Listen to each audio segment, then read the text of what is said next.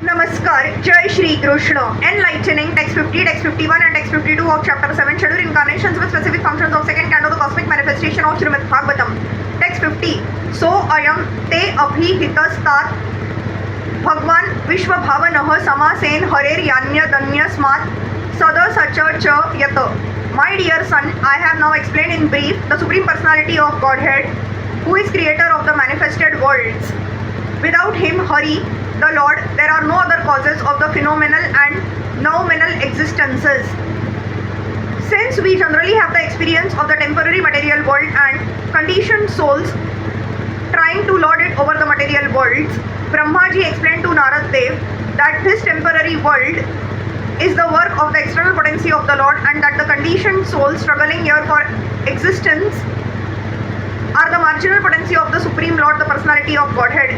There is no cause for all these phenomenal activities but him, Hari, the Supreme Lord, who is the primeval cause of all causes. This does not mean, however, that the Lord himself is distributed impersonally. He is aloof from all these interactions of the external and marginal potencies. In the Bhagavad Gita 9.4, it is confirmed that by his potencies alone, he is present everywhere and anywhere. Everything that is manifested rests on his potency only, but he, as the Supreme Personality of Godhead, is always aloof from everything. The potency and the potent are simultaneously one and different from one another. One should not deprecate the Supreme Lord for the creation of this miserable world, just as one should not blame the king for creating a prison house in the government. The prison house is a necessary institution of the governmental establishment for those who are disobedient to the laws of the government. Similarly, this material world full of miseries is a temporary creation of the Lord for those who have forgotten him and are trying to lord it over the false manifestation. He, however, is always anxious to get the fallen souls back home, back to Godhead, and for this he has given so many chances to the conditioned souls via the authoritative scriptures, his representatives and personal incarnations also.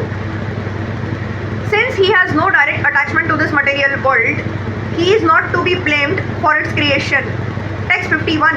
Idam Bhagavatam Nam Yanme Bhagavato Ditam Sangraho Ayam Vibhuti Nam Tva Me Tada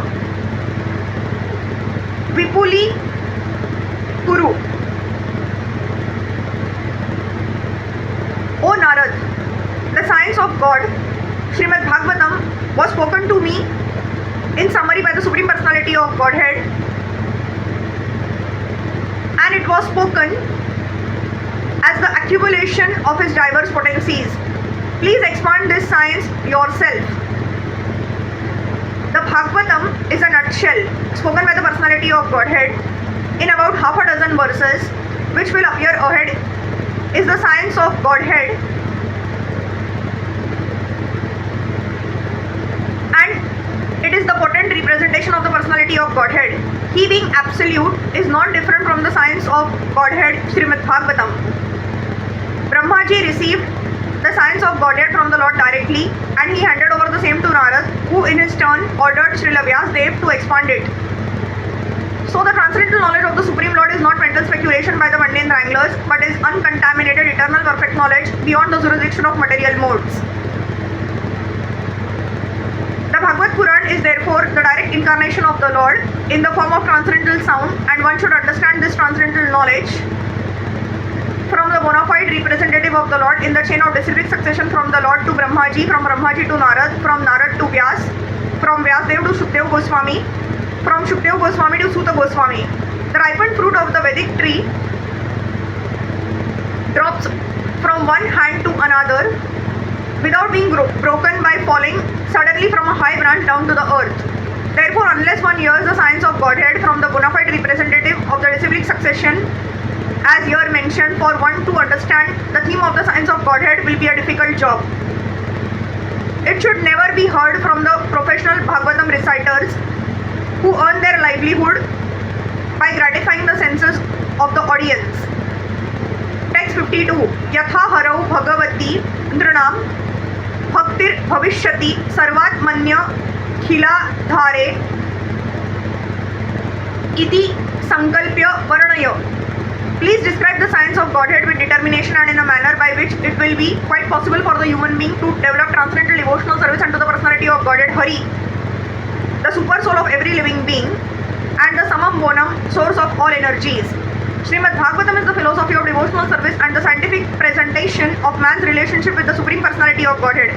Prior to the age of Kali, there was no need for such a book of knowledge to know the Lord and His potential energies.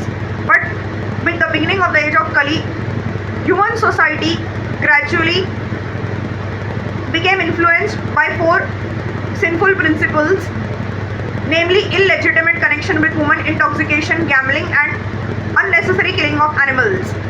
Because of these basic sinful acts, man gradually became forgetful of his eternal relation with God. Therefore, man became blind, so to speak, to his ultimate goal of life. The ultimate goal of life is not to pass a life of irresponsibility like the animals and indulge in a polished way of the four animal principles like eating, sleeping, fearing, and mating. For such a blind human society, in the darkness of ignorance, Srimad Bhagavatam is the torchlight to see things in proper perspective. Therefore, it was necessary to describe the science of Godhead from the very beginning or from the very birth of the phenomenal world. As we have already explained, Srimad Bhagavatam is so scientifically presented that any sincere student of this great science will be able to understand the science of Godhead simply by reading it with attention or simply by regularly hearing it from the bona fide speaker.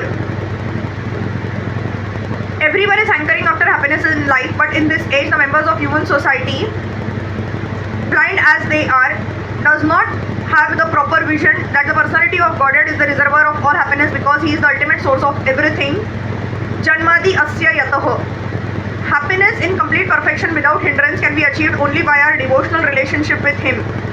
And it is only by His association that we can get free of distressful material existence. Even those who are after the enjoyment of this material world can also take shelter to the great science of Srimad Bhagavatam, and they will be successful at the end. Narad is therefore requested or ordered by a spiritual master to present this science with determination and in good plan. Narad was never advised to preach the principles of Bhagavatam to earn a livelihood. He was ordered by a spiritual master to take the matter very seriously in a missionary spirit. Hare Krishna.